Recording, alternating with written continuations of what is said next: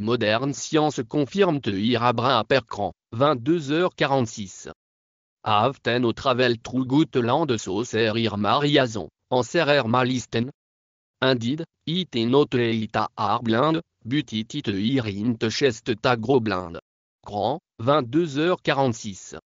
Orbiting célestial objecting glorieux grand preuve que l'islam est la vérité. Il y a 14 siècles, Dieu a envoyé le Coran à l'humanité en tant que livre de guidance. Il a appelé les gens à être guidés vers la vérité en adhérant à ce livre. Du jour de sa révélation au jour du jugement, ce dernier livre divin restera le seul guide de l'humanité. Le style incomparable du Coran et la sagesse supérieure qu'il renferme sont des preuves irréfutables qu'il s'agit de la parole de Dieu. En outre, le Coran possède de nombreux attributs miraculeux qui prouvent qu'il s'agit d'une révélation de Dieu. L'un de ces attributs est le fait qu'un certain nombre de vérités scientifiques que nous n'avons pu découvrir que grâce à la technologie du XXe siècle ont été énoncées dans le Coran il y a 400 ans. Bien entendu, le Coran n'est pas un livre de science. Cependant, de nombreux faits scientifiques exprimés de manière extrêmement concise et profonde dans ces versets n'ont été découverts qu'avec la technologie du XXe siècle. Ces faits n'auraient pas pu être connus à l'époque de la révélation du Coran, ce qui constitue une preuve supplémentaire que le Coran est la parole de Dieu. Pour comprendre le miracle scientifique du Coran, il faut d'abord se pencher sur le niveau de la science à l'époque où ce livre saint a été révélé. Au 7e siècle, lorsque le Coran a été révélé, la société arabe avait de nombreuses croyances superstitieuses et sans fondement en ce qui concerne les questions scientifiques. Ne disposant pas de la technologie nécessaire pour étudier l'univers et la nature, les premiers Arabes croyaient aux légendes héritées des générations passées. Ils supposaient, par exemple, que les montagnes soutenaient le ciel. Ils pensaient que la terre était plate et qu'il y avait de hautes montagnes à ses deux extrémités. On pensait que ces montagnes étaient des piliers qui maintenaient la voûte céleste dans les hauteurs. Cependant, toutes ces croyances superstitieuses de la société arabe ont été éliminées par le Coran. Dans le chapitre Sad, 38.2 du Coran, il est dit « Dieu est celui qui a élevé les cieux sans aucun soutien ». Coran 38.2. Ce verset a invalidé la croyance selon laquelle le ciel reste au-dessus à cause des montagnes. Dans de nombreux autres domaines, des faits importants ont été révélés à un moment où personne ne pouvait les connaître. Le Coran, qui a été révélé à une époque où les gens ne connaissaient pas grand-chose à l'astronomie, à la physique ou à la biologie, contient des faits essentiels sur toute une série de sujets tels que la création de l'univers, la création de l'être humain, la structure de l'atmosphère et les équilibres délicats qui rendent la vie sur Terre possible. Examinons maintenant ensemble certains de ces miracles scientifiques révélés dans le Coran. La naissance de l'univers. L'origine de l'univers est décrite dans le Coran dans le verset suivant. Il est à l'origine des cieux et de la terre. Coran, 6.2.101. Cette information donnée par le Coran est en parfait accord avec les découvertes de la science contemporaine. La conclusion à laquelle l'astrophysique est parvenue aujourd'hui est que l'univers tout entier, avec les dimensions de la matière et du temps, est apparu à la suite d'une grande explosion qui s'est produite en un rien de temps.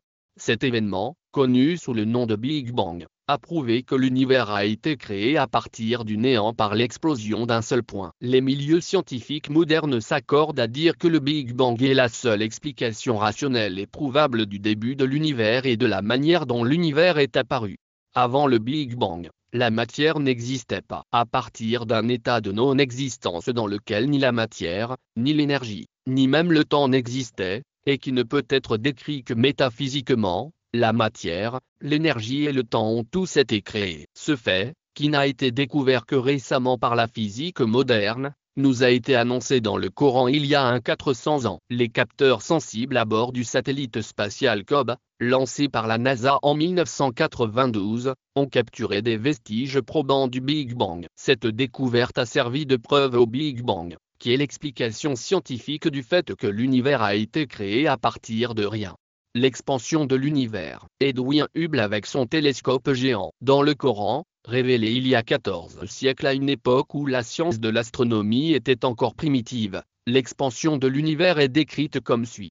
Et c'est nous qui avons construit le ciel avec puissance, et c'est nous qui l'agrandissons sans cesse. Coran, 51.2.47. Le mot ciel, comme indiqué dans ce verset, est utilisé à plusieurs reprises dans le Coran dans le sens d'espace et d'univers. Ici encore, le mot est utilisé dans ce sens. En d'autres termes, le Coran révèle que l'univers s'étend, et c'est précisément la conclusion à laquelle la science est parvenue aujourd'hui. Jusqu'à l'aube du XXe siècle, le seul point de vue qui prévalait dans le monde de la science était que l'univers a une nature constante et qu'il existe depuis des temps infinis. Les recherches, les observations et les calculs effectués à l'aide des technologies modernes ont cependant révélé que l'univers a eu un commencement et qu'il est en constante expansion. Au début du XXe siècle, le physicien russe Alexandre Friedman et le cosmologiste belge Georges Lemaître ont calculé théoriquement que l'univers est en mouvement constant et qu'il est en expansion. Ce fait a également été prouvé par des données d'observation en 1929. En observant le ciel avec un télescope, l'astronome américaine Edwin Hubble a découvert que les étoiles et les galaxies s'éloignaient constamment les unes des autres. Un univers où tout s'éloigne constamment de tout implique un univers en expansion constante. Les observations effectuées au cours des années suivantes ont permis de vérifier que l'univers est en constante expansion. Ce fait a été expliqué dans le Coran à une époque où personne ne le connaissait encore. En effet, le Coran est la parole de Dieu, le créateur et le régisseur de l'univers tout entier. Depuis le Big Bang, l'univers n'a cessé de s'étendre à grande vitesse. Les scientifiques comparent l'univers en expansion à la surface d'un ballon que l'on gonfle. La séparation des cieux et de la terre. Un autre verset concernant la création des cieux est le suivant: les mécréants ne voient-ils pas que les cieux et la terre étaient unis avant que nous ne les séparions, et que nous avons fait de l'eau toute chose vivante? Ne croiront-ils donc pas? Coran,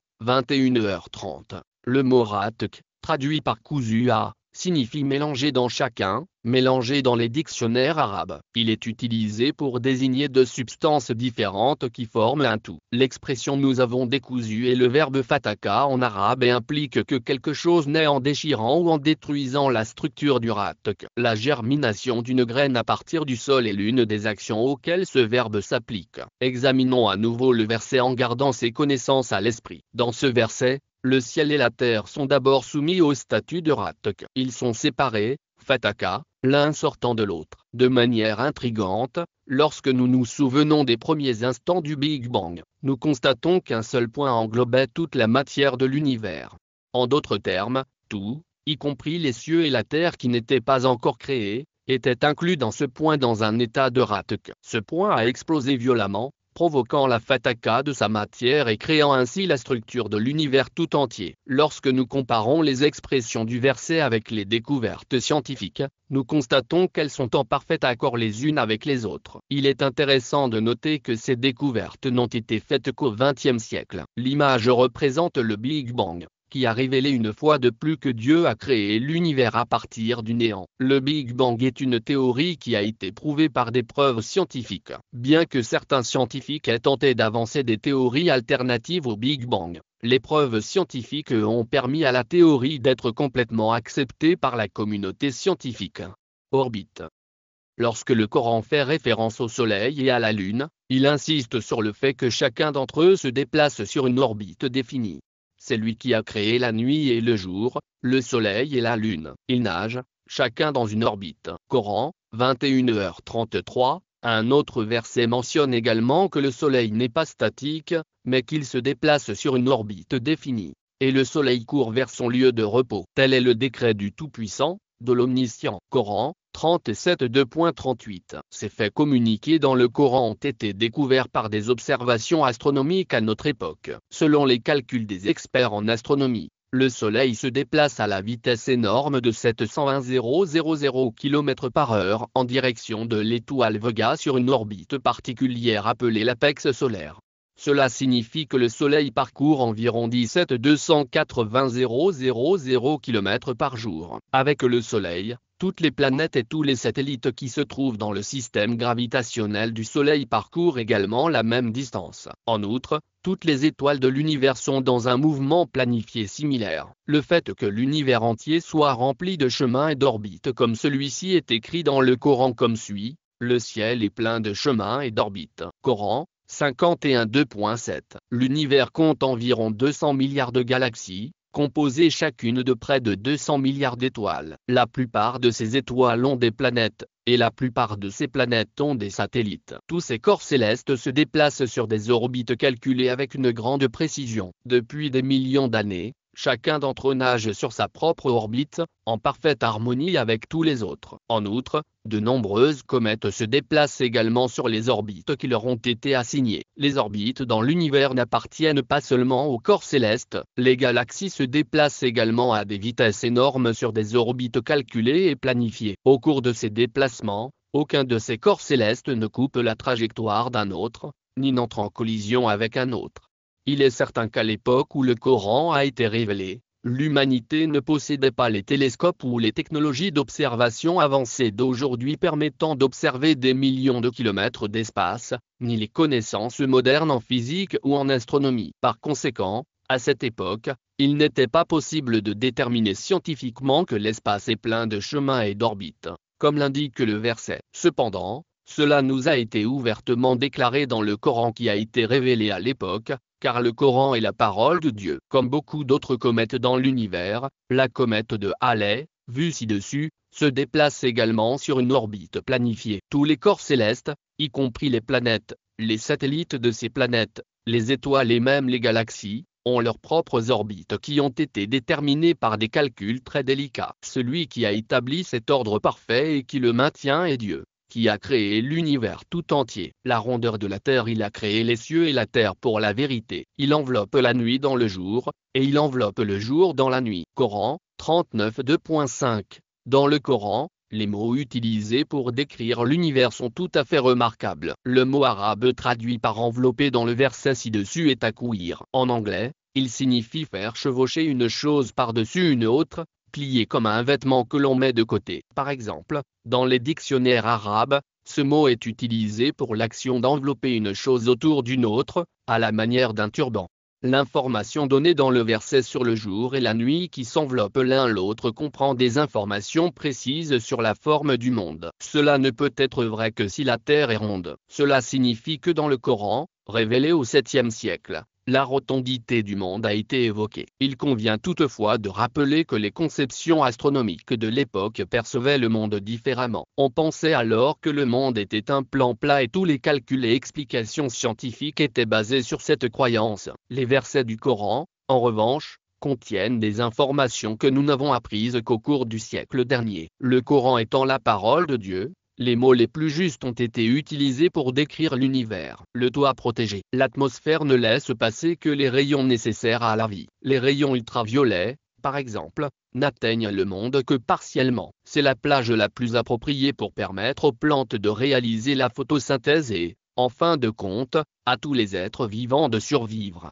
Dans le Coran, Dieu attire notre attention sur un attribut très intéressant du ciel. Nous avons fait du ciel un toit préservé et protégé, et pourtant il se détourne de nos signes. Coran, 21h32. Cet attribut du ciel a été prouvé par des recherches scientifiques menées au XXe siècle. L'atmosphère qui entoure la Terre remplit des fonctions cruciales pour la continuité de la vie, tout en détruisant de nombreux météores, petits et grands. Lorsqu'ils s'approchent de la Terre, elle les empêche de tomber sur la Terre et de nuire aux êtres vivants. En outre, l'atmosphère filtre les rayons lumineux provenant de l'espace qui sont nocifs pour les êtres vivants. Il est intéressant de noter que l'atmosphère ne laisse passer que les rayons inoffensifs et utiles, à savoir la lumière visible, la lumière proche de l'ultraviolet et les ondes radio. Tous ces rayonnements sont indispensables à la vie. Les rayons ultraviolets proches, qui ne sont que partiellement laissés passer par l'atmosphère, sont très importants pour la photosynthèse des plantes et pour la survie de tous les êtres vivants. La majorité des rayons ultraviolets intenses émis par le Soleil sont filtrés par la couche d'ozone de l'atmosphère et seule une partie limitée, et essentielle, du spectre ultraviolet atteint la Terre. La fonction protectrice de l'atmosphère ne s'arrête pas là. L'atmosphère protège également la Terre du froid glacial de l'espace, qui est d'environ -270°C. Cette illustration montre des météores sur le point de s'écraser sur la Terre. Les corps célestes qui errent dans l'espace pourraient constituer une menace sérieuse pour la Terre. Pourtant, Dieu, qui crée à la perfection, a fait de l'atmosphère un toit protecteur. Grâce à cette protection spéciale, la plupart des météoroïdes n'endommagent pas la Terre, car ils tombent en morceaux dans l'atmosphère. La plupart des gens qui regardent le ciel ne pensent pas à l'aspect protecteur de l'atmosphère. Ils ne pensent presque jamais à ce que serait le monde si cette structure n'existait pas. La photo ci-dessus représente un cratère géant causé par une météorite tombée en Arizona, aux États-Unis. Si l'atmosphère n'existait pas, des millions de météoroïdes tomberaient sur la Terre et celle-ci deviendrait inhabitable. Pourtant, l'aspect protecteur de l'atmosphère permet aux êtres vivants de survivre en toute sécurité. Il s'agit là d'une protection de Dieu à l'égard des êtres humains et d'un miracle proclamé dans le Coran. L'énergie libérée lors d'une explosion solaire est si puissante que l'esprit humain a du mal à l'appréhender. Une seule explosion équivaut à 100 milliards de bombes atomiques semblables à celle qui a été larguée sur Hiroshima. Le monde est protégé des effets destructeurs de cette énergie par l'atmosphère et les ceintures de Van Allen. Lorsque nous quittons la Terre, qui est parfaitement adaptée à la vie humaine, et que nous sortons de l'atmosphère pour entrer dans l'espace, nous rencontrons un froid glacial. Le monde est protégé du froid glacial de l'espace, qui avoisine les moins 270 degrés. Par l'aide de l'atmosphère. La couche de magnétosphère, formée par le champ magnétique de la Terre, sert de bouclier protégeant la Terre des corps célestes, des rayons cosmiques nocifs et des particules. L'image ci-dessus montre cette couche de magnétosphère, également appelée ceinture de Van Allen. Ces ceintures, situées à des milliers de kilomètres au-dessus de la Terre, protègent les êtres vivants de la Terre de l'énergie fatale qui les atteindrait autrement depuis l'espace. Ce qui est important, c'est que cette protection a été annoncée dans le Coran dans le verset « Nous avons fait du ciel un toit préservé et protégé », il y a un 400 ans. L'atmosphère n'est pas la seule à protéger la Terre des effets nocifs. Outre l'atmosphère, la ceinture de Van Allen, une couche causée par le champ magnétique de la Terre, sert également de bouclier contre les rayonnements nocifs qui menacent notre planète. Ces radiations, émises en permanence par le Soleil et d'autres étoiles, sont mortelles pour les êtres vivants. Si la ceinture de Van Allen n'existait pas, les explosions massives d'énergie appelées éruptions solaires qui se produisent fréquemment dans le Soleil détruiraient toute vie sur Terre. Hugh Gross s'exprime ainsi sur l'importance des ceintures de Van Allen pour notre vie.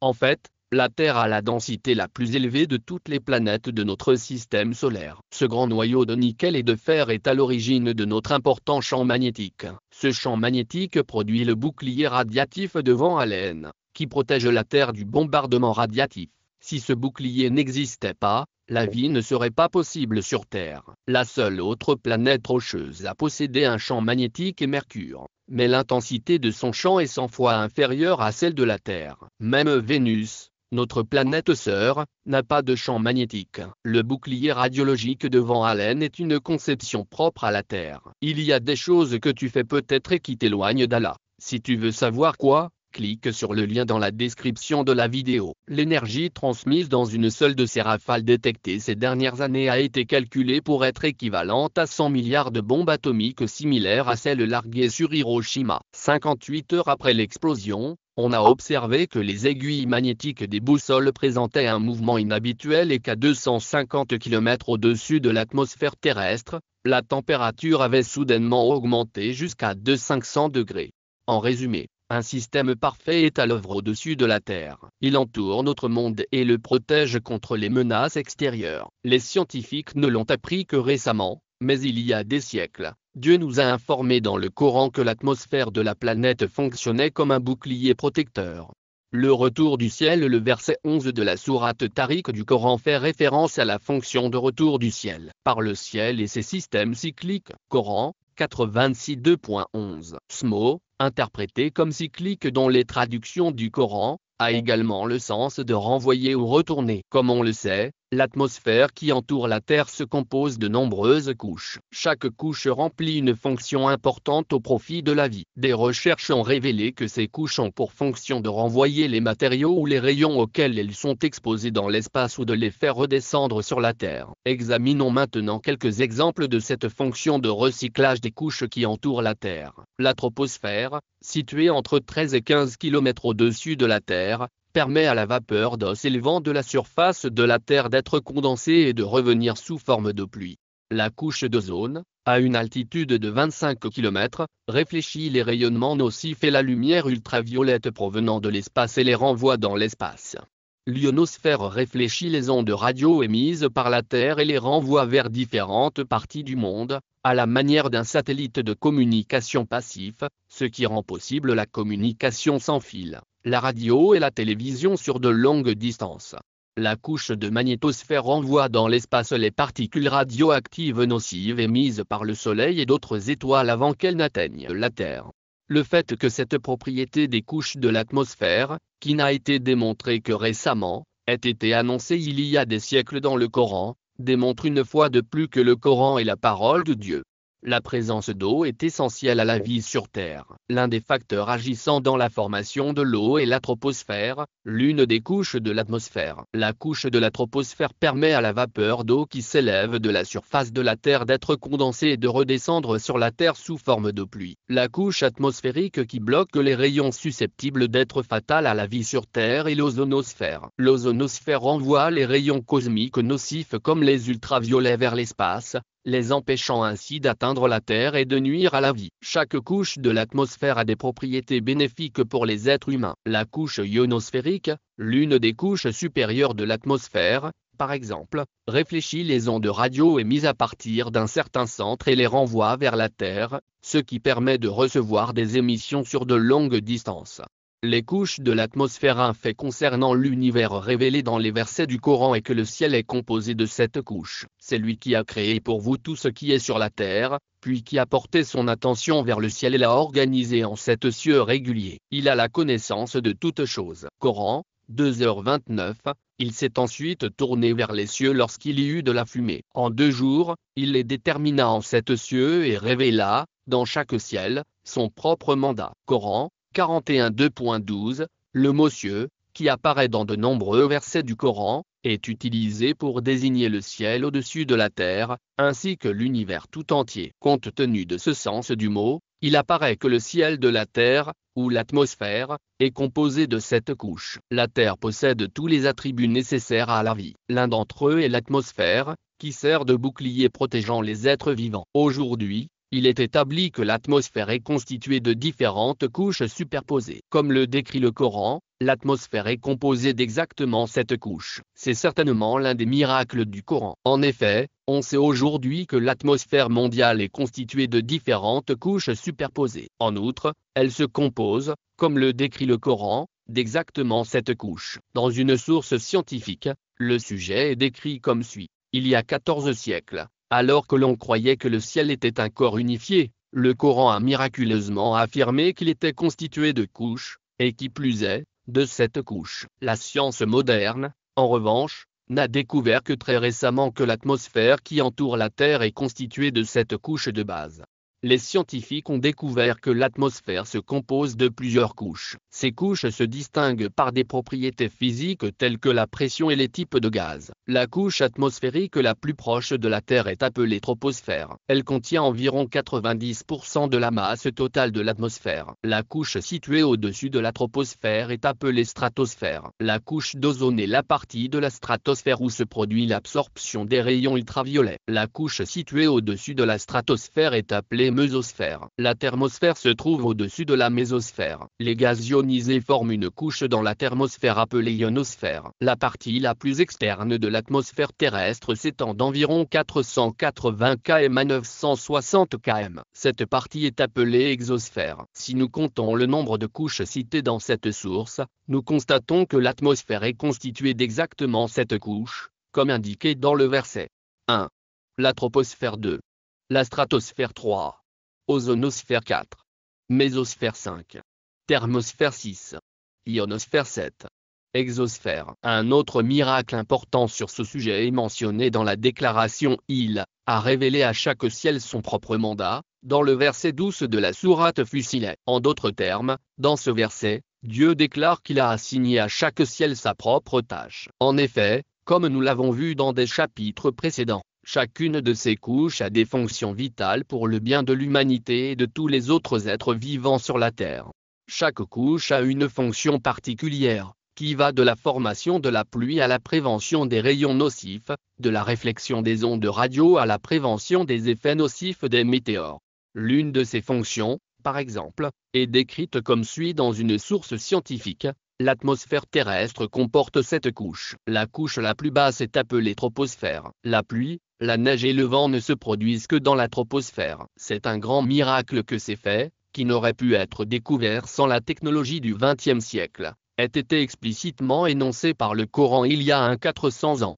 La fonction des montagnes. Le Coran attire l'attention sur une fonction géologique très importante des montagnes. Nous avons placé sur la terre des montagnes solidement ancrées, afin qu'elles ne se déplacent pas sous elles. Point Coran, 21h31. Les montagnes ont des racines profondément enfouies sous la surface du sol. Terre, Presse SIV, page 413, section schématique. Les montagnes, comme les piquets, ont des racines profondes enfoncées dans le sol. Anatomie de la Terre, Cailleux, p.220, 31. Une autre illustration montre que les montagnes ont la forme d'une cheville, en raison de leurs racines profondes. Science de la Terre, Tarbuck et Lutgen, p.158, 31. Comme nous l'avons remarqué, il est dit dans le verset que les montagnes ont pour fonction d'empêcher les chocs dans la terre. Les montagnes s'étendent aussi bien sous le sol qu'au-dessus du sol et serrent les différentes plaques de la terre comme une cheville. La croûte terrestre est constituée de plaques en mouvement constant. Cette propriété de serrage des montagnes permet d'éviter les chocs dans une large mesure, en fixant la croûte terrestre,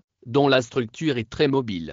Ce fait n'était connu de personne à l'époque où le Coran a été révélé. Il n'a été mis en lumière que récemment grâce aux découvertes de la géologie moderne. Selon ces découvertes, les montagnes émergent à la suite des mouvements et des collisions de plaques massives formant l'écorce terrestre. Lorsque deux plaques entrent en collision, la plus solide glisse sous l'autre. Celle du dessus se plie et forme des hauteurs et des montagnes. La couche inférieure s'enfonce dans le sol et s'étend profondément vers le bas. Cela signifie que les montagnes ont une partie qui s'étend vers le bas, aussi grande que leur partie visible sur la Terre. Dans un texte scientifique, la structure des montagnes est décrite comme suit. Là où les continents sont plus épais, comme dans des chaînes de montagnes, la croûte s'enfonce plus profondément dans le manteau. Dans un verset, ce rôle des montagnes est souligné par une comparaison avec des chevilles. N'avons-nous pas fait de la terre un lit et des montagnes ses chevilles? Coran, 78 2.67. En d'autres termes, les montagnes serrent les plaques de l'écorce terrestre en s'étendant au-dessus et au-dessous de la surface de la Terre au point de conjonction de ces plaques. Elles fixent ainsi la croûte terrestre et l'empêchent de dériver sur la strate magmatique ou entre ces plaques. En bref, nous pouvons comparer les montagnes aux clous qui maintiennent les pièces de bois ensemble. Cette fonction de fixation des montagnes est décrite dans la littérature scientifique par le terme isostasie. Isostasie signifie ce qui suit. Isostasie, équilibre général de la croûte terrestre maintenu par un flux de matériaux rocheux cédant sous la surface sous l'effet de la pression gravitationnelle. Ce rôle vital des montagnes, découvert par la géologie moderne et la recherche sismique, a été révélé dans le Coran il y a des siècles comme un exemple de la sagesse suprême dans la création de Dieu. Nous avons placé sur la terre des montagnes solidement ancrées, afin qu'elles ne se déplacent pas sous elles. Coran, 21h31. Le mouvement des montagnes. Dans un verset, nous sommes informés que les montagnes ne sont pas immobiles comme elles le paraissent, mais qu'elles sont en mouvement constant. Vous verrez les montagnes que vous considériez comme solides passer comme des nuages. Coran, 27 2.88. Ce mouvement des montagnes est causé par le mouvement de la croûte terrestre sur laquelle elles sont situées. La croûte terrestre flotte au-dessus de la couche du manteau, qui est plus dense. C'est au début du XXe siècle que, pour la première fois dans l'histoire, un scientifique allemand du nom d'Alfred Wegener a proposé que les continents de la Terre avaient été attachés ensemble lors de sa formation, mais qu'ils avaient ensuite dérivé dans des directions différentes et s'étaient donc séparés en s'éloignant l'un de l'autre.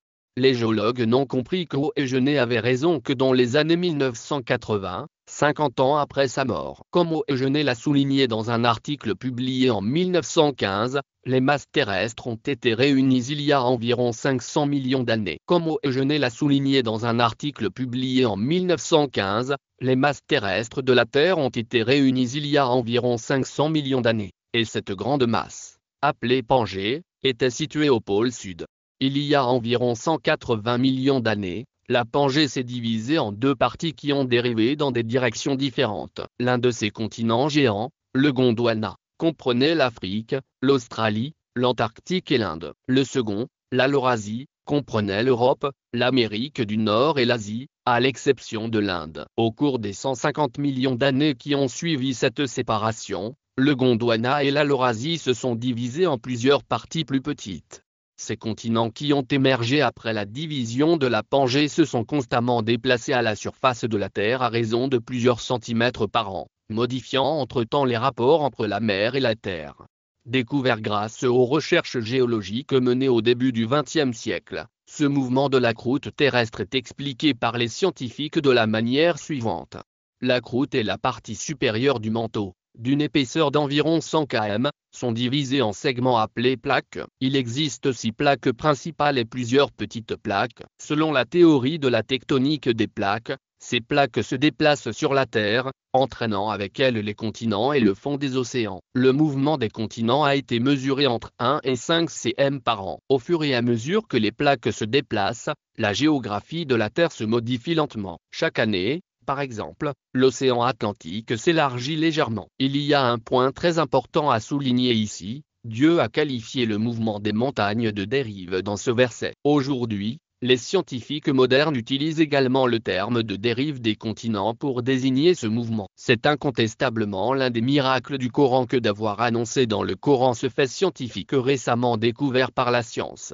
Le miracle du fer. Le fer est l'un des éléments mis en évidence dans le Coran. Dans la sourate Hadid, qui signifie fer, nous sommes informés. Et nous avons fait descendre le fer dans lequel il y a une grande force et qui a de nombreux usages pour l'homme. Coran 57 2.25. Le mot fait descendre, particulièrement utilisé pour le fer dans le verset, pourrait être considéré comme ayant un sens métaphorique pour expliquer que le fer a été donné pour bénéficier aux gens. Mais lorsque nous prenons en considération le sens littéral du mot, à savoir être physiquement envoyé du ciel, nous réalisons que ce verset implique un miracle scientifique très important. Lingot de fer. En effet, les découvertes astronomiques modernes ont révélé que le fer que l'on trouve dans notre monde provient des étoiles géantes de l'espace. Les métaux lourds de l'univers sont produits dans le noyau des grandes étoiles. Notre système solaire, cependant, ne possède pas de structure appropriée pour produire du fer par lui-même. Le fer ne peut être produit que dans des étoiles beaucoup plus grosses que le Soleil, où la température atteint quelques centaines de millions de degrés. Lorsque la quantité de fer dépasse un certain niveau dans une étoile, celle-ci ne peut plus l'accueillir et finit par exploser dans ce que l'on appelle une nova ou une supernova. À la suite de cette explosion, des météores contenant du fer sont dispersés dans l'univers et se déplacent dans le vide jusqu'à ce qu'ils soient attirés par la force gravitationnelle d'un corps céleste. Tout cela montre que le fer ne s'est pas formé sur la Terre, mais qu'il a été transporté dans l'espace par des météores à partir d'étoiles qui ont explosé, et qu'il a été envoyé sur la Terre, exactement de la même manière que le dit le verset. Il est clair que ce fait ne pouvait pas être connu scientifiquement au 7e siècle, lorsque le Coran a été révélé. Les pères dans la création. Gloire à celui qui a créé toutes les paires, de ce que la terre produit d'elle-même et de ce qui leur est inconnu. Coran 37 2.36. Paul dira que bien que le concept de père ou de couple désigne généralement l'homme et la femme, l'expression de choses qui leur sont inconnues a des implications plus larges. Aujourd'hui, l'une des implications de ce verset a été révélée. Le scientifique britannique Paul Dirac, qui a proposé que la matière soit créée par paires, a reçu le prix Nobel de physique en 1933. Cette découverte, appelée parité, soutient que la matière est associée à son contraire, l'antimatière. L'antimatière possède des propriétés opposées à celles de la matière. Par exemple, contrairement à la matière, l'électron de l'antimatière est chargé positivement et ses protons sont chargés négativement. Ce fait est énoncé dans une source scientifique de la manière suivante. Chaque particule a son antiparticule de charge opposée. Et la relation d'incertitude nous dit que la création et l'annihilation de paires se produisent dans le vide à tout moment, en tout lieu. La relativité du temps. Aujourd'hui, la relativité du temps est un fait scientifique avéré. Elle a été révélée par la théorie de la relativité d'Einstein au début du XXe siècle. Jusqu'alors, les gens ne savaient pas que le temps était un concept relatif et qu'il pouvait changer en fonction de l'environnement.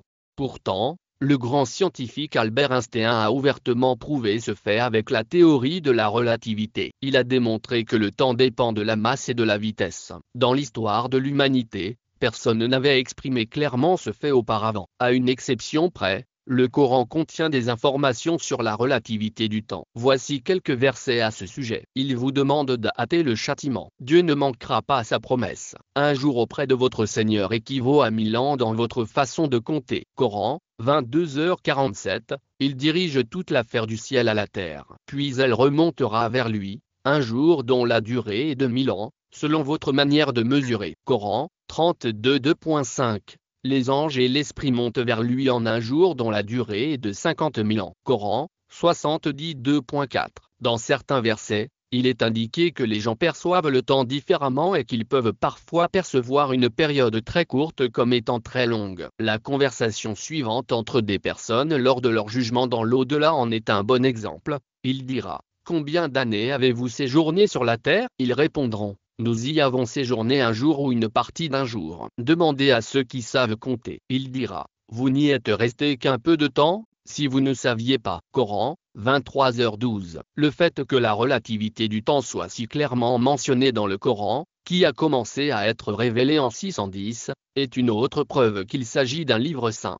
La proportion de pluie. L'une des informations données dans le Coran au sujet de la pluie est qu'elle est envoyée sur terre en quantité suffisante. Cela est mentionné dans la sourate Zukhruf comme suit: c'est lui qui fait descendre du ciel l'eau en quantité suffisante, par laquelle nous ramenons à la vie une terre morte. C'est ainsi que vous serez ressuscités vous aussi. Coran, 43.2.11. Cette quantité mesurée de pluie a de nouveau été découverte par la recherche moderne. On estime qu'en une seconde, environ 16 millions de tonnes d'eau s'évaporent de la Terre. Ce chiffre équivaut à 513,000 milliards de tonnes d'eau en un an. Ce chiffre est égal à la quantité de pluie qui tombe sur la Terre en un an. Cela signifie que l'eau circule continuellement dans un cycle équilibré. Dans une mesure, la vie sur Terre dépend de ce cycle de l'eau. Même si l'on utilise toute la technologie disponible dans le monde, on ne pourra pas reproduire ce cycle artificiellement. Une déviation, même minime, de cet équilibre entraînerait très vite un déséquilibre écologique majeur qui provoquerait la fin de la vie sur Terre. Pourtant, cela n'arrive jamais, et la pluie continue de tomber chaque année en quantité exactement identique, comme le révèle le Coran. Chaque année, la quantité d'eau qui s'évapore et qui retombe sur la Terre sous forme de pluie est constante, 513,000 milliards de tonnes. Cette quantité constante est déclarée dans le Coran par l'expression faire descendre du ciel de l'eau en quantité suffisante. La constance de cette quantité est très importante pour la continuité de l'équilibre écologique, et donc de la vie. La formation de la pluie. La formation de la pluie est restée longtemps un grand mystère. Ce n'est qu'après l'invention des radars météorologiques qu'il a été possible de découvrir les étapes de la formation de la pluie. Selon cette théorie, la formation de la pluie se déroule en 3 étapes. Tout d'abord, la matière première de la pluie s'élève dans l'air avec le vent. Ensuite, des nuages se forment et, enfin, des gouttes de pluie apparaissent. Le récit du Coran sur la formation de la pluie se réfère exactement à ce processus. Dans un verset, cette formation est décrite de la manière suivante: c'est Dieu qui envoie les vents qui soulèvent les nuages qu'il répand dans le ciel comme il le veut. Il les forme en amas sombres et tu vois la pluie se déverser au milieu d'eux. Lorsqu'il la fait tomber sur ceux de ses esclaves qu'il veut, ceux-ci se réjouissent. Coran, 32.48. Examinons maintenant plus en détail les 3 étapes décrites dans le verset. Première étape, c'est Dieu qui envoie les vents. D'innombrables bulles d'air formées par l'écume des océans éclatent continuellement et provoquent l'éjection de particules d'eau vers le ciel. Ces particules, riches en sel, sont ensuite emportées par les vents et s'élèvent dans l'atmosphère. Ces particules, appelées aérosols, fonctionnent comme des pièges à eau et forment des gouttes de nuages en s'accumulant autour de la vapeur d'eau elle-même, qui s'élève des mers sous forme de minuscules gouttelettes. Deuxième étape, qui soulève des nuages qu'il répand dans le ciel à sa guise. Il les forme en amas sombres. Les nuages sont formés par la vapeur d'eau qui se condense autour des cristaux de sel ou des particules de poussière dans l'air. Comme les gouttelettes d'eau de ces nuages sont très petites, d'un diamètre compris entre 0,01 et 0,02 mm, les nuages sont suspendus dans l'air et se répandent dans le ciel. Le ciel est donc couvert de nuages. L'illustration ci-dessus montre les gouttelettes d'eau libérées dans l'air. C'est la première étape de la formation de la pluie. Ensuite, les gouttelettes d'eau des nuages nouvellement formés seront suspendues dans l'air et se condenseront pour former la pluie. Toutes ces étapes sont décrites dans le Coran. Troisième étape, et vous voyez la pluie se déverser du milieu des nuages. Les particules d'eau qui entourent les cristaux de sel et les particules de poussière s'épaississent et forment des gouttes de pluie. Ainsi, les gouttes qui deviennent plus lourdes que l'air quittent les nuages et commencent à tomber sur le sol sous forme de pluie. Comme nous l'avons vu, chaque étape de la formation de la pluie est décrite dans les versets du Coran. De plus, ces étapes sont expliquées dans l'ordre exact. Tout comme pour de nombreux autres phénomènes naturels sur Terre, Dieu donne l'explication la plus correcte de ce phénomène et l'a fait connaître aux gens dans le Coran des siècles avant qu'il ne soit découvert.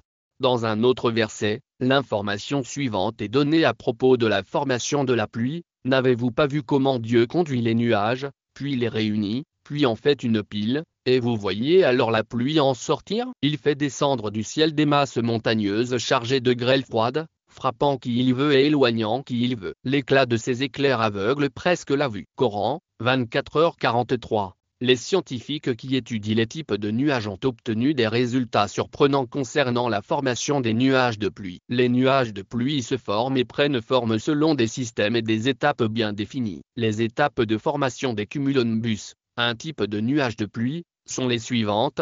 1. Stade, entraînement, les nuages sont transportés, c'est-à-dire entraînés, par le vent. 2. Phase de jonction, ensuite, les petits nuages, cumulus, entraînés par le vent se rejoignent pour former un nuage plus grand. Les petits nuages, cumulus, sont entraînés et réunis par le vent, c'est-à-dire, comme le dit le verset, Dieu entraîne les nuages, puis les réunit. 3.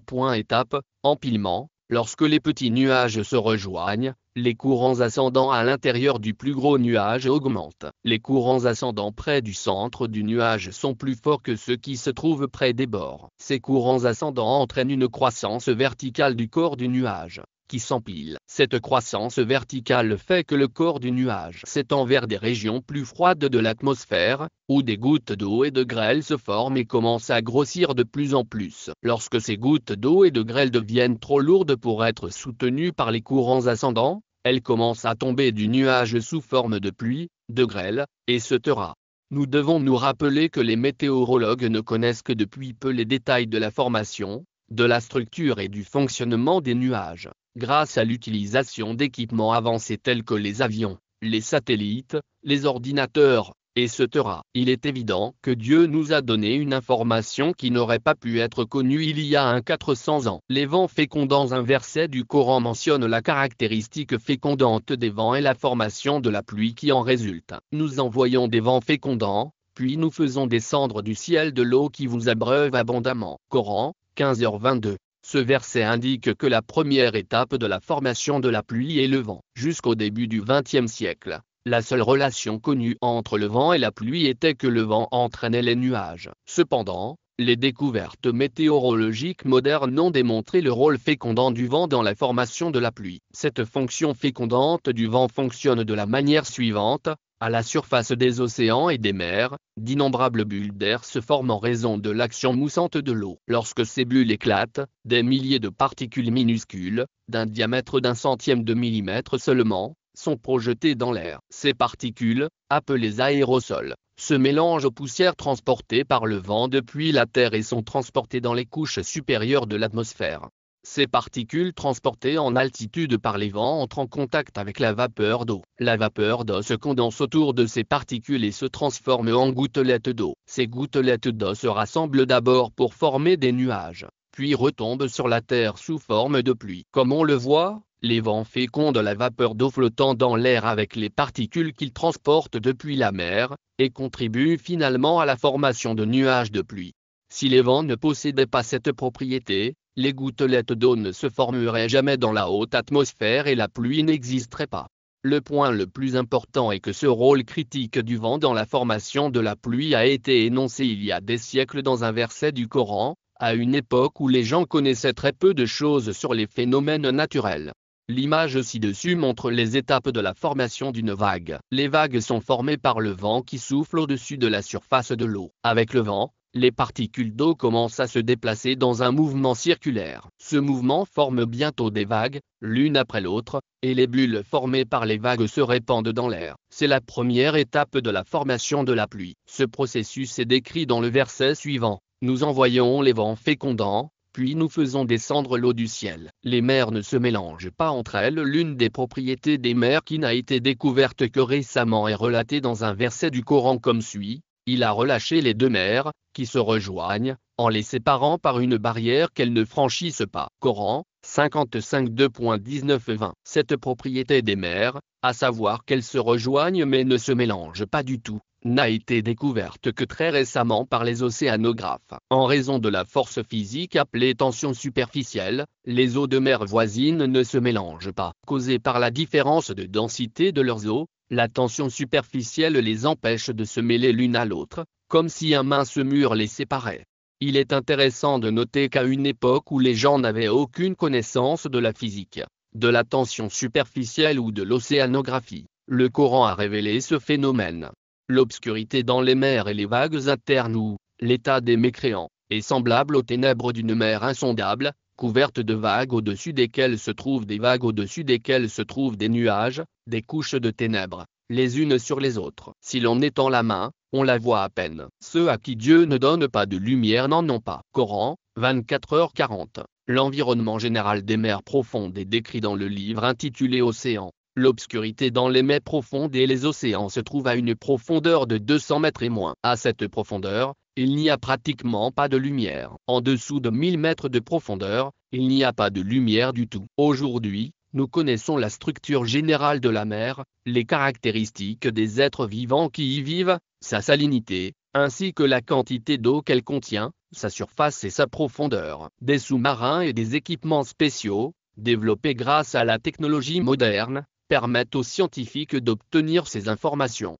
Les êtres humains ne sont pas capables de plonger à plus de 40 mètres de profondeur sans l'aide d'équipements spéciaux. Il ne peut pas survivre seul dans les parties profondes et sombres des océans, par exemple à une profondeur de 200 mètres. Pour ces raisons, les scientifiques n'ont pu découvrir que récemment ces informations détaillées sur les mers. Cependant, l'expression ténèbres dans une mer profonde a été utilisée dans la sourate Nur il y a un 400 ans. C'est certainement l'un des miracles du Coran que d'avoir donné de telles informations à une époque où il n'existait aucun équipement permettant à l'homme de plonger dans les profondeurs des océans. Les mesures effectuées avec la technologie actuelle ont révélé qu'entre 3 et 30% de la lumière du soleil est réfléchie à la surface de la mer. Ensuite, presque toutes les 7 couleurs du spectre lumineux sont absorbées, l'une après l'autre, dans les 200 premiers mètres, à l'exception de la lumière bleue, image de gauche. En dessous de 1000 mètres de profondeur, il n'y a plus de lumière du tout. Image ci-dessus. Ce fait scientifique a été souligné dans le verset 40 de la sourate Nur du Coran il y a un 400 ans. En outre, la déclaration du verset 40 de la sourate Nur, comme l'obscurité d'une mer insondable qui est couverte de vagues au-dessus desquelles se trouvent des vagues au-dessus desquelles se trouvent des nuages, attire notre attention sur un autre miracle du Coran. L'image de gauche représente des ondes internes à l'interface entre deux couches d'eau de densité différente. La couche inférieure est plus dense que la couche supérieure. Ce fait scientifique, énoncé dans le verset 40 de la sourate Nur du Coran il y a 14 siècles, n'a été découvert par les scientifiques d'aujourd'hui que très récemment. Les scientifiques ont récemment découvert l'existence d'ondes internes, qui se produisent aux interfaces de densité entre des couches de densité différentes. Ces ondes internes couvrent les eaux profondes des mers et des océans, car les eaux profondes ont une densité plus élevée que les eaux situées au-dessus d'elles. Les ondes internes agissent comme des ondes de surface. Elles peuvent se briser, tout comme les vagues de surface. Les ondes internes ne sont pas visibles à l'œil nu, mais elles peuvent être détectées en étudiant les changements de température ou de salinité à un endroit donné. Les déclarations du Coran vont tout à fait dans le sens de l'explication ci-dessus. Sans recherche, on ne peut que voir les vagues à la surface de la mer. Il est impossible de connaître les vagues internes qui se trouvent sous la mer. Pourtant, dans la sourate Nur, Dieu attire notre attention sur un autre type de vague qui se produit dans les profondeurs des océans. Ce fait, que les scientifiques ont découvert très récemment, montre une fois de plus que le Coran est la parole de Dieu. La région qui contrôle nos mouvements non. En effet, s'il ne s'arrête pas, nous le saisirons par le front. Un front menteur et pécheur. Coran, 96 2.15-16. L'expression l'avant-bras menteur et pécheur dans le verset ci-dessus est très intéressante. Les recherches menées ces dernières années ont révélé que la zone préfrontale, qui est responsable de la gestion de certaines fonctions du cerveau, se trouve dans la partie frontale du crâne. Les scientifiques ont seulement découvert les fonctions de cette zone, que le Coran a signalées il y a 400 ans, qu'au cours des 60 dernières années. Si nous regardons à l'intérieur du crâne, à l'avant de la tête, nous trouverons la zone frontale du cerveau. Un livre intitulé Essential of Anatomy and Physiology, qui comprend les résultats des dernières recherches sur les fonctions de cette zone, dit ceci: la motivation et la prévoyance pour planifier l'avenir de l'humanité ont été très importantes. La motivation et la prévoyance nécessaires pour planifier et initier des mouvements se produisent dans la partie antérieure des lobes frontaux, la zone préfrontale. Il s'agit d'une région du cortex d'association. Le livre dit aussi, en relation avec son implication dans la motivation, la zone préfrontale est également considérée comme le centre fonctionnel de l'agression. Cette région du cerveau est donc responsable de la planification, de la motivation et de l'initiation du bon et du mauvais comportement, ainsi que de la capacité à dire des mensonges et la vérité. Il est clair que l'affirmation l'avant-bras menteur et pécheur correspond tout à fait aux explications ci-dessus. Ce fait, que les scientifiques n'ont découvert qu'au cours des 60 dernières années, a été énoncé par Dieu dans le Coran il y a bien longtemps. La naissance d'un être humain. Le Coran mentionne des sujets très divers pour inviter les gens à croire. Tantôt les cieux, tantôt les animaux, tantôt les plantes sont présentées par Dieu comme des preuves pour l'homme. Dans de nombreux versets, les gens sont invités à porter leur attention sur leur propre création. Il leur est souvent rappelé comment l'homme est venu au monde, par quelles étapes il est passé et quelle est son essence. C'est nous qui vous avons créé. Pourquoi donc n'acceptez-vous pas la vérité? Avez-vous jamais réfléchi à la semence que vous émettez? Est-ce vous qui l'a créée? Ou bien est-ce nous qui sommes le Créateur? Coran 56 2.57-59. La création de l'homme et son aspect miraculeux sont soulignés dans de nombreux autres versets. Certaines informations contenues dans ces versets sont si détaillées qu'il est impossible pour quelqu'un vivant au 7e siècle de les connaître. En voici quelques-unes. 1. L'homme n'est pas créé à partir de la totalité du sperme, mais seulement d'une très petite partie de celui-ci, le sperme. 2. C'est l'homme qui détermine le sexe du bébé. 3.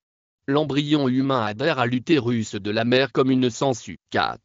L'embryon se développe dans 3 régions sombres de l'utérus. Les gens qui vivaient à l'époque où le Coran a été révélé savaient certainement que la substance de base de la naissance était liée au sperme de l'homme émis lors d'un rapport sexuel. Et le fait que le bébé naisse après une période de 9 mois était évidemment un événement observable n'appelant pas d'investigation plus poussée. Cependant, les éléments d'information qui viennent d'être cités dépassaient de loin le niveau d'instruction des personnes vivant à cette époque. Elles ont été vérifiées par la science du XXe siècle. Examinons-les une à une. Une goutte de sperme lors d'un rapport sexuel. 250 millions de spermatozoïdes sont émis par l'homme à la fois. Les spermatozoïdes entreprennent un voyage ardu dans le corps de la mère jusqu'à ce qu'ils atteignent l'ovule. Sur 250 millions de spermatozoïdes, seuls 1 millier parviennent à atteindre l'ovule. Au terme de cette course de 5 minutes, l'ovule, de la taille d'un grain de sel, ne laissera entrer qu'un seul des spermatozoïdes. En d'autres termes, l'essence de l'homme n'est pas constituée de la totalité du sperme, mais seulement d'une petite partie de celui-ci. C'est ce qu'explique le Coran. L'homme pense-t-il qu'il sera laissé sans contrôle, sans but? N'a-t-il pas été un jour une goutte de sperme éjectée? Coran 75 2.36-37. Comme nous l'avons vu, le Coran nous informe que l'homme n'est pas fait de la totalité du sperme, mais seulement d'une petite partie de celui-ci. Le fait que l'accent particulier mis sur cette déclaration annonce un fait découvert uniquement par la science moderne prouve que cette déclaration est d'origine divine. Dans l'image de gauche, nous voyons le sperme éjecté dans l'utérus. Seuls quelques rares spermatozoïdes sur les 250 millions émis par l'homme peuvent atteindre l'ovule. Le spermatozoïde qui fécondera l'ovule est le seul parmi 1 millier de spermatozoïdes à avoir réussi à survivre. Le fait que l'homme ne soit pas créé à partir de la totalité du sperme, mais seulement d'une petite partie, est évoqué dans le Coran par l'expression une goutte de sperme éjectée. Le mélange dans le sperme, le liquide appelé sperme, qui contient les spermatozoïdes, n'est pas constitué uniquement de spermatozoïdes. Au contraire, il est constitué d'un mélange de différents fluides. Ces fluides ont différentes fonctions. Ils contiennent le sucre nécessaire pour fournir de l'énergie aux spermatozoïdes, neutralisent les acides à l'entrée de l'utérus et créent un environnement glissant pour faciliter le mouvement des spermatozoïdes. Il est intéressant de noter que lorsque le Coran mentionne le sperme, il fait également référence à ce fait, qui a été découvert par la science moderne, et le sperme est défini comme un fluide mixte. Nous avons créé l'homme d'une goutte mélangée pour l'éprouver, et nous l'avons fait entendant et voyant. Coran, 76 2.2. Dans un autre verset, le sperme est à nouveau désigné comme un mélange, et il est souligné que l'homme est créé à partir de l'extrait de ce mélange. Celui qui a créé toute chose de la meilleure façon possible. Il a commencé la création de l'homme à partir de l'argile, puis il a fait sa progéniture à partir d'un extrait de fluide jeté. Coran, 32 2.78. Le mot arabe sulala, traduit par extrait, signifie la partie essentielle ou la meilleure de quelque chose. Par l'une ou l'autre implication, il signifie partie d'un tout. Cela montre que le Coran est la parole d'une volonté qui connaît la création de l'homme dans ses moindres détails. Cette volonté, c'est Dieu, le créateur de l'homme. Le sexe du bébé. Jusqu'à récemment, on pensait que le sexe du bébé était déterminé par les cellules de la mère. Ou du moins, on pensait que le sexe était déterminé par les cellules mâles et femelles réunies. Mais le Coran nous donne une information différente. Il y est dit que la masculinité ou la féminité est créée à partir d'une goutte de sperme qui a été éjectée.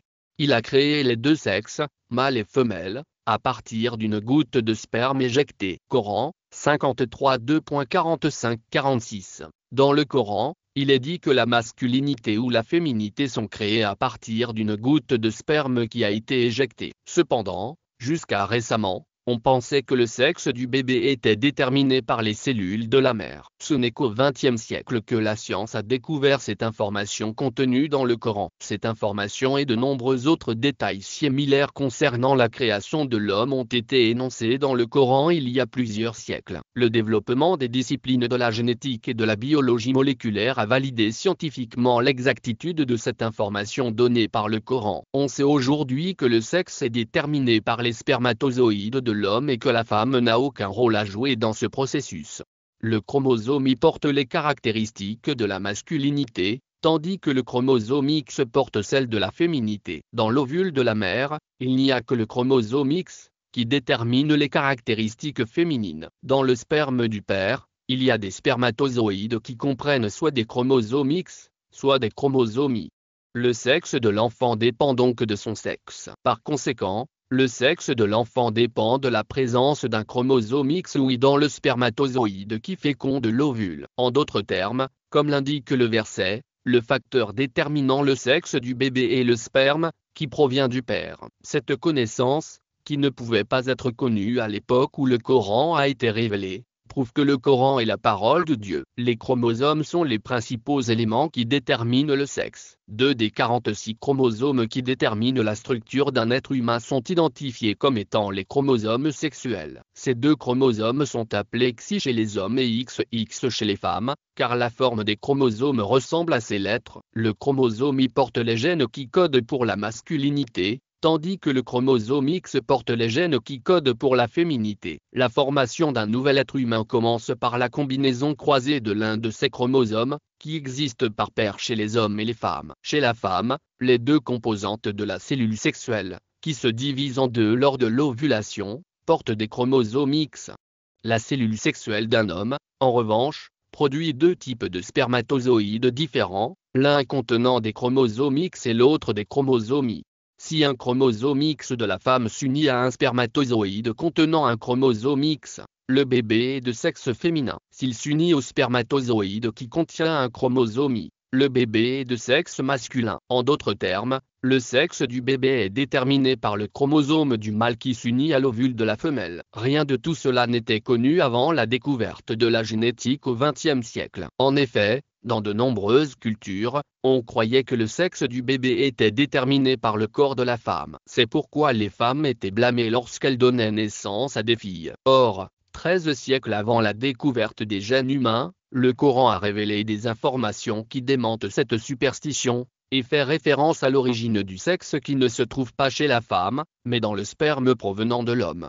Le caillot accroché à l'utérus. Si nous continuons à examiner les faits qui nous sont annoncés dans le Coran concernant la formation des êtres humains, nous rencontrons à nouveau des miracles scientifiques très importants.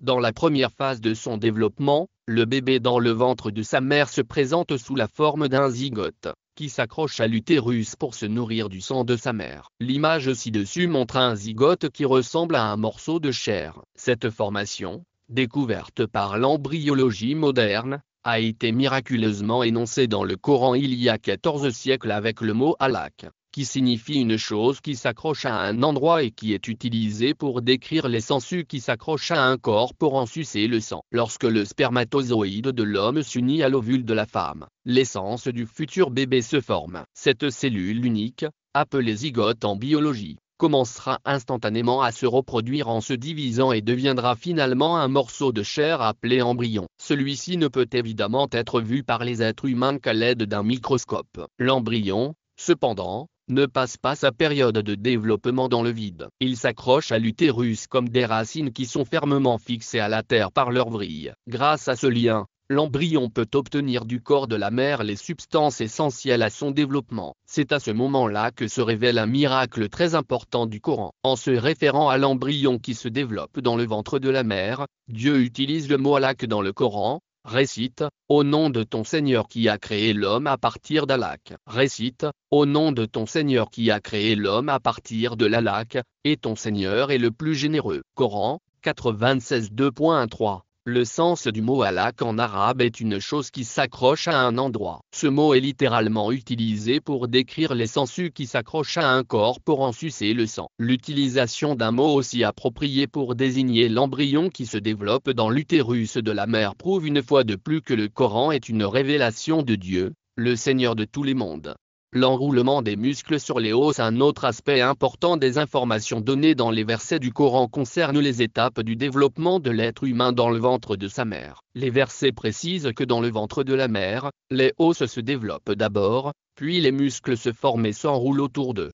Nous avons ensuite formé la goutte en un caillot, puis le caillot en une masse, puis la masse en os, puis les os en chair, et nous l'avons fait naître comme une autre créature. Béni soit Dieu, le meilleur des créateurs. Coran, 23h14. Les os du bébé qui achève son développement dans le ventre de sa mère sont revêtus de chair à un stade particulier. L'embryologie est la branche de la science qui étudie le développement de l'embryon dans l'utérus de la mère. Jusqu'à très récemment, les embryologistes supposaient que les os et les muscles de l'embryon se développaient en même temps. C'est pourquoi certains ont longtemps prétendu que ces versets étaient en contradiction avec la science. Pourtant, des recherches microscopiques avancées menées grâce au nouveau développement technologique ont révélé que la révélation du Coran est exacte mot pour mot.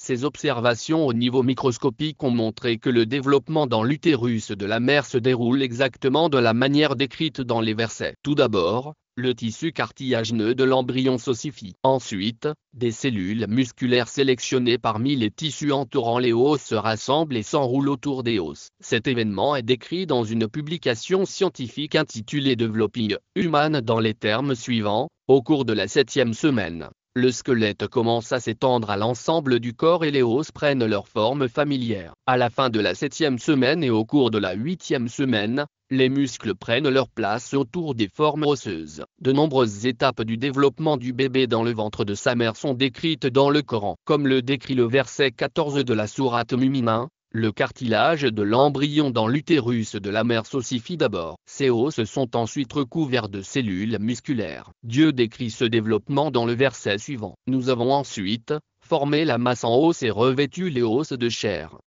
En résumé, les étapes du développement de l'homme décrites dans le Coran sont en parfaite harmonie avec les découvertes de l'embryologie moderne.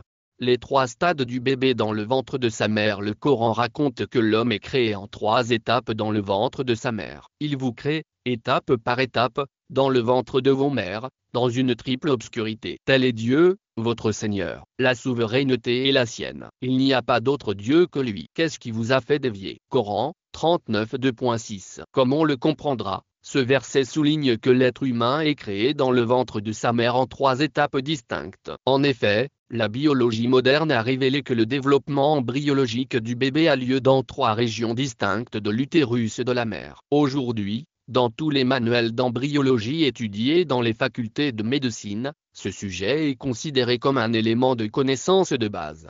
Par exemple, dans Basic Human Embryology, un texte de référence fondamental dans le domaine de l'embryologie. Ce fait est énoncé comme suit: la vie dans l'utérus se déroule en 3 phases: préembryonnaire, les 2 premières semaines et demie, embryonnaire, jusqu'à la fin de la 8e semaine, et fœtale, de la 8e semaine jusqu'à l'accouchement.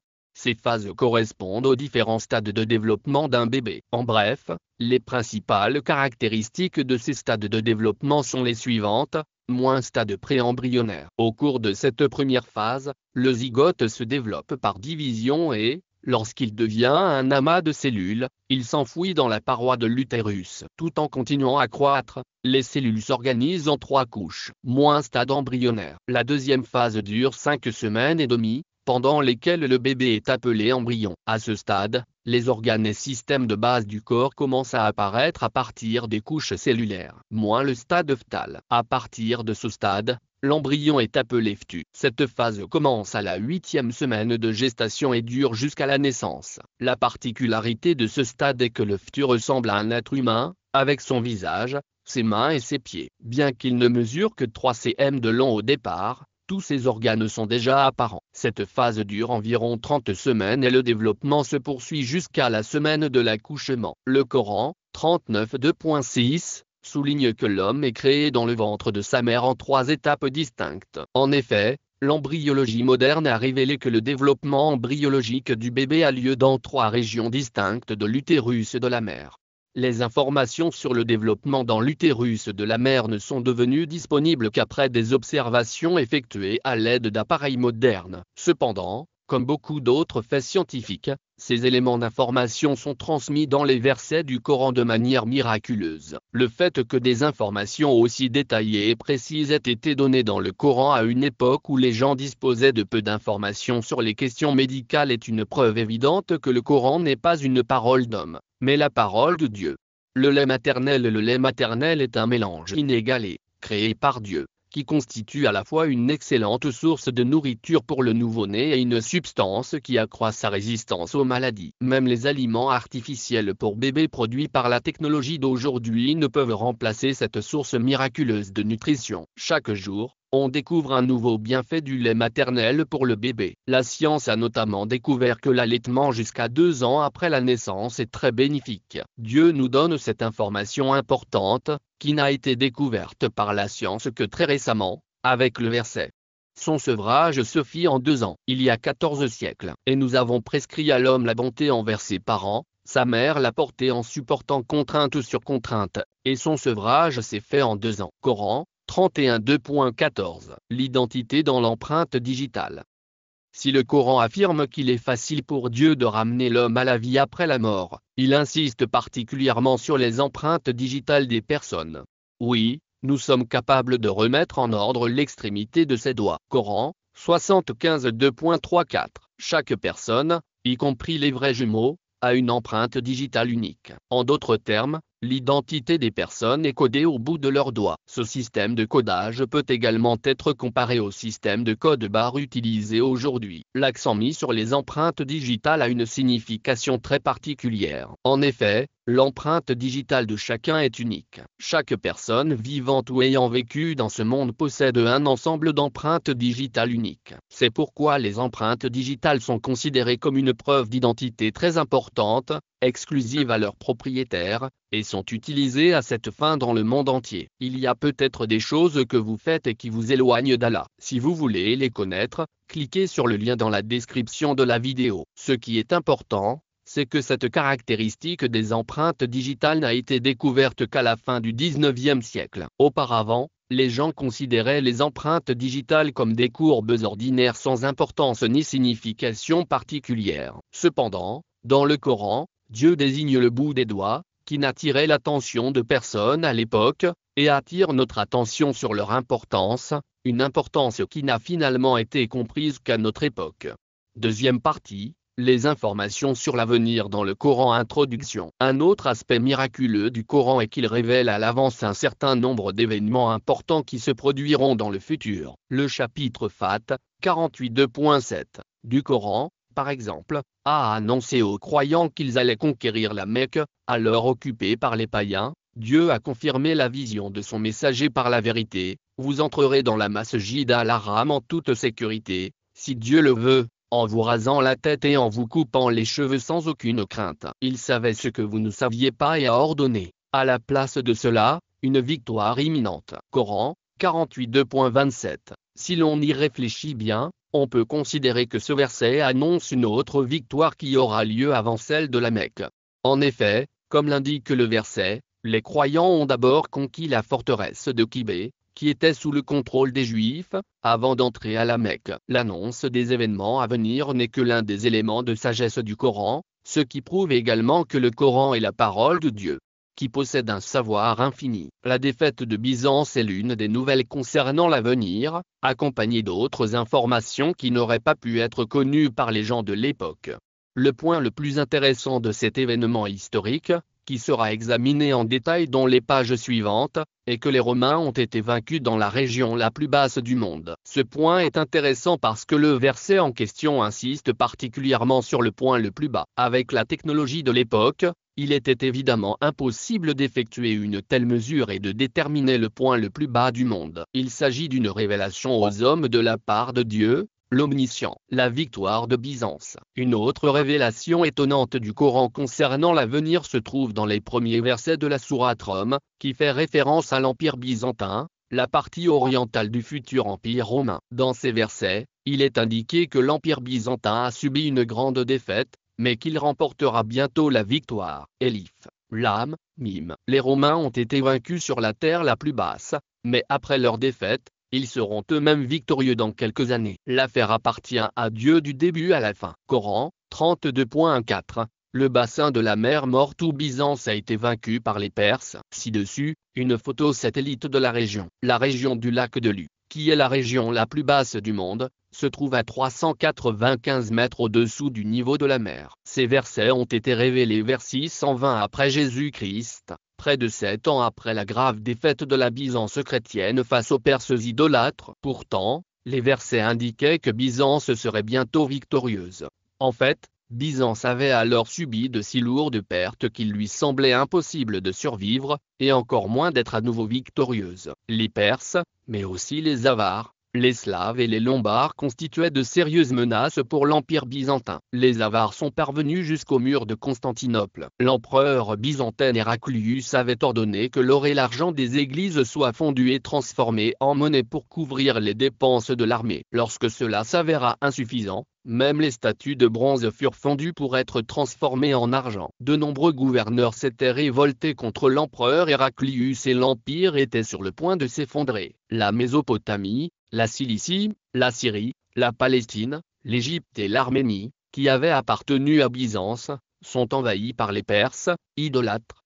Bref, tout le monde s'attendait à ce que l'Empire byzantin soit détruit. Mais à ce moment-là, les premiers versets de la sourate Rum sont révélés, annonçant que Byzance triomphera dans quelques années. Cette victoire semblait tellement impossible que les polythéistes arabes étaient allés jusqu'à se moquer de ces versets. Ils pensaient que la victoire annoncée dans le Coran ne se réaliserait jamais. Environ 7 ans après la révélation des premiers versets de la sourate Rum, en décembre 627, une bataille décisive entre Byzance et l'Empire perse se déroule à Ninive. Cette fois, l'armée byzantine a battu les Perses de manière inattendue. Quelques mois plus tard, les Perses durent conclure un accord avec Byzance, qui les obligea à lui restituer les territoires qu'ils lui avaient pris. Ci-dessus, une photographie satellite du bassin de la mer Morte. L'altitude de la mer Morte n'a pu être déterminée qu'à l'aide de techniques de mesure modernes. Ces mesures ont permis de découvrir qu'il s'agit de la région la plus basse de la Terre. Au final, la victoire des Romains, annoncée par Dieu dans le Coran, s'est miraculeusement réalisé. Un autre miracle révélé dans ces versets est l'annonce d'un fait géographique qui ne pouvait être connu de personne à l'époque. Dans le 3e verset de la sourate Rum, nous sommes informés que les Romains ont été vaincus dans la région la plus basse de la terre. Cette expression, Adna al-Ar en arabe, est interprétée comme un lieu proche dans de nombreuses traductions. Pourtant, il ne s'agit pas du sens littéral de la déclaration originale, mais plutôt d'une interprétation figurative. Le mot Adna en arabe est dérivé du mot Deni, qui signifie Bayar, qui signifie monde. L'expression Adna Allar signifie donc l'endroit le plus bas de la terre. Il est intéressant de noter que les étapes cruciales de la guerre entre l'Empire byzantin et les Perses, lorsque les Byzantins ont été vaincus et ont perdu Jérusalem, se sont réellement déroulées au point le plus bas de la terre. Cette région déterminée est le bassin de la mer Morte, situé à l'intersection des terres appartenant à la Syrie, à la Palestine et à la Jordanie. La mer Morte, située à 395 mètres au-dessous du niveau de la mer, est réellement la région la plus basse de la planète. Cela signifie que les Byzantins ont été vaincus dans la partie la plus basse du monde, comme le dit le verset. Le point le plus intéressant réside dans le fait que l'altitude de la mer Morte n'a pu être mesurée qu'à l'aide de techniques de mesure modernes. Avant cela, il était impossible de savoir qu'il s'agissait de la région la plus basse de la surface de la Terre. Pourtant, dans le Coran, cette région est considérée comme le point le plus bas de la Terre. Cela constitue donc une preuve supplémentaire que le Coran est une révélation divine. Troisième partie. Les miracles historiques du Coran. Le mot amant dans le Coran. Les informations données dans le Coran sur l'Égypte ancienne révèlent de nombreux faits historiques qui n'avaient pas été révélés jusqu'à une époque récente. Ces faits nous indiquent également que chaque mot du Coran a été révélé par une sagesse sûre. Aman est un personnage dont le nom est mentionné dans le Coran, au même titre que le pharaon. Il est mentionné à 6 endroits différents du Coran comme l'un des hommes les plus proches du pharaon. Il est surprenant de constater que le nom d'Aman n'est jamais mentionné dans les sections de la Torah relatives à la vie de Moïse. Toutefois, Aman est mentionné dans les derniers chapitres de l'Ancien Testament en tant qu'assistant d'un roi babylonien qui a infligé de nombreuses cruautés aux Israélites, environ 100 ans après Moïse. Le nom Aman n'était pas connu avant le décodage des hiéroglyphes égyptiens au XIXe siècle. Le décodage des hiéroglyphes a permis de comprendre qu'Aman était un proche collaborateur du pharaon et qu'il était le chef des carrières de pierre. Ci-dessus, des ouvriers égyptiens de la construction. Le point vraiment important ici est que Aman est mentionné dans le Coran comme la personne qui dirigeait les travaux de construction sous le commandement du pharaon. Cela signifie que des informations qui n'auraient pu être connues par personne d'autre à l'époque ont été données par le Coran. Certains non-musulmans, qui prétendent que le prophète Muhammad, sur lui la paix, a écrit le Coran en copiant la Torah et la Bible, affirme également qu'au cours de ce processus, il a transféré de manière incorrecte dans le Coran certains des sujets abordés dans ses livres. L'absurdité de ces affirmations n'a été démontrée qu'après le déchiffrage de l'alphabet hiéroglyphique égyptien, il y a environ 200 ans, et la découverte du nom Aman dans les écritures anciennes. Avant ces découvertes, les écrits et les inscriptions de l'Égypte ancienne étaient incompréhensibles. La langue de l'Égypte ancienne était le hiéroglyphe, qui a traversé les âges. Cependant, avec la propagation du christianisme et d'autres influences culturelles au IIe et IIIe siècle de notre ère, l'Égypte a abandonné ses anciennes croyances ainsi que l'écriture hiéroglyphique. Le dernier exemple connu de l'utilisation de l'écriture hiéroglyphique est une inscription datée de 394 après Jésus-Christ. Cette langue est ensuite tombée dans l'oubli, ne laissant personne capable de la lire et de la comprendre. Il en a été ainsi jusqu'à il y a environ 200 ans. Le mystère des hiéroglyphes de l'Égypte ancienne a été résolu en 1799 par la découverte d'une tablette appelée Pierre de Rosette datant de 196 avant Jésus-Christ. L'importance de cette inscription réside dans le fait qu'elle est écrite sous 3 formes différentes. Les hiéroglyphes, le démotique, une forme simplifiée de l'écriture hiératique de l'Égypte ancienne, et le grec. L'écriture grecque a permis de décoder les écrits de l'Égypte ancienne. La traduction de l'inscription a été achevée par un Français, Jean-François Champollion. C'est ainsi qu'une langue oubliée et les événements qui y sont relatés ont été mis en lumière. C'est ainsi que de nombreuses connaissances sur la civilisation, la religion et la vie sociale de l'Égypte ancienne sont devenues accessibles. Le décodage des hiéroglyphes a permis de révéler une information importante. Le nom Aman était en effet mentionné dans les inscriptions égyptiennes. Ce nom est mentionné dans un monument du Muséum de Vienne. Dans le dictionnaire des peuples du Nouvel Empire, élaboré sur la base de l'ensemble des inscriptions, Aman est présenté comme le chef des ouvriers des carrières de pierre. Le résultat a révélé une vérité très importante. Contrairement à l'affirmation erronée des opposants au Coran, Aman était une personne qui vivait en Égypte à l'époque de Moïse, qui était proche du pharaon et qui était impliqué dans les travaux de construction, comme l'indique le Coran. En outre, le verset du Coran décrivant l'événement au cours duquel le pharaon a demandé à Haman de construire une tour est en parfait accord avec cette découverte archéologique. Pharaon dit, « Conseil, je ne connais pas d'autre Dieu que moi pour vous. Haman, allume pour moi un feu sur l'argile et construis-moi une tour élevée afin que je puisse peut-être monter jusqu'au Dieu de Moïse. » Je le considère comme un menteur flagrant. Coran, 28:38. En conclusion, l'existence du nom de Haman dans les anciennes inscriptions égyptiennes a non seulement rendu sans valeur les affirmations fabriquées par les opposants au Coran, mais a également confirmé une fois de plus le fait que le Coran vient de Dieu. De manière miraculeuse, le Coran nous transmet des informations historiques qui n'auraient pas pu être possédées ou comprises à l'époque du prophète. Titre des souverains égyptiens dans le Coran. Moïse n'est pas le seul prophète à avoir vécu sur les terres d'Égypte dans l'histoire de l'Égypte ancienne. Le prophète Joseph avait vécu en Égypte bien avant l'époque de Moïse. Nous rencontrons un certain parallèle en lisant les histoires de Moïse et de Joseph. Le Coran utilise le terme Malik le roi, pour désigner le souverain égyptien à l'époque de Joseph.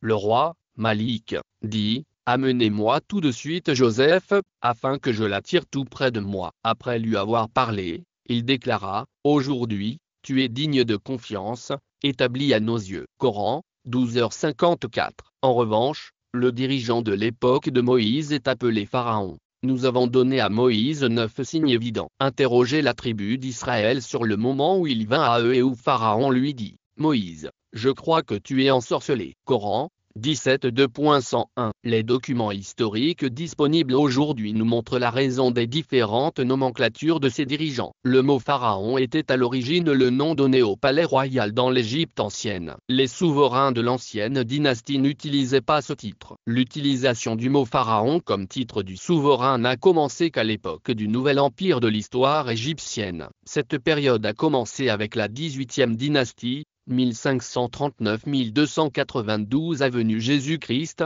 et à partir de la 20e dynastie, 945-730 avenue Jésus-Christ, le mot pharaon a été adopté comme titre de respect. La nature miraculeuse du Coran se manifeste donc ici une fois de plus. Joseph vivait à l'époque de l'Ancien Empire, et le mot Malik était donc utilisé pour désigner le souverain égyptien, plutôt que pharaon. En revanche, comme Moïse a vécu à l'époque du Nouvel Empire, le chef de l'Égypte est désigné par le terme pharaon. Il est certain qu'il faut connaître l'histoire de l'Égypte pour faire une telle distinction. Cependant, l'histoire de l'Égypte ancienne a été complètement oubliée au IVe siècle, les hiéroglyphes n'étant plus compréhensibles, et n'a été redécouverte qu'au XIXe siècle. Par conséquent, aucune connaissance approfondie de l'histoire de l'Égypte n'était disponible lorsque le Coran a été révélé. Ce fait est un autre des innombrables éléments qui prouvent que le Coran est la parole de Dieu. Original embryonic location of the testi en ovary it backbone ante rib cage, exact lilic te gloriou holy cranstated. When Allah exalte esse int manning int gloriou cran. Les people ten consider whatever created from. Whatever created from as purting flui, stemming from between the backbone ante rib cage. Cran, 86:2.57. I, the aravar of the medical fact tas primi produced in the testi, ove, original flui manat from between the backbone ante rib cage. Original place tafi de testicle I between the spin ante rib exactly at gloriou crancet checked photo en checked medical reference horizon principle of internal medicine. 21 St édition, vol.1 et vol.2. 1 264 268 505, 978-1264-268-504. Bi Joseph Loscalzo, Anton I.S. Fossi, Denis et El Caspé, Stéphane Osé, Dan Longo, J. Larry Jameson. Droit d'auteur 2022, published, March 7, 2022. Conclusion. Le Coran est la parole de Dieu.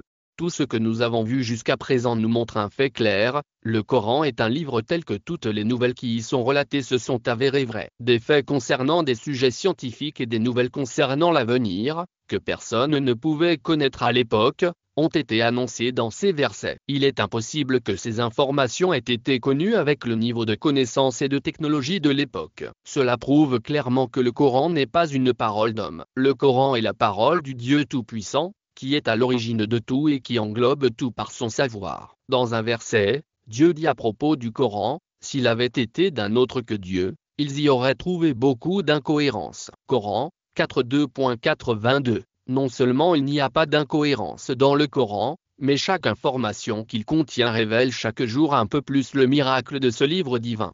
Ce qui incombe à l'homme, c'est de s'accrocher à ce livre divin révélé par Dieu et de le recevoir comme son seul et unique guide. Dans l'un des versets, Dieu nous interpelle, « Et ceci est un livre que nous avons fait descendre et que nous avons béni, alors suivez-le et craignez Dieu, afin qu'avec un peu de chance vous obteniez la miséricorde. » Coran 6.2.155. Dans d'autres versets, Dieu dit, c'est la vérité de la part de ton Seigneur. Que celui qui le veut croit, et que celui qui le veut mécroit. Coran 18h29. Non, en vérité, le Coran, est un rappel, et quiconque le veut y prête attention. Coran 82.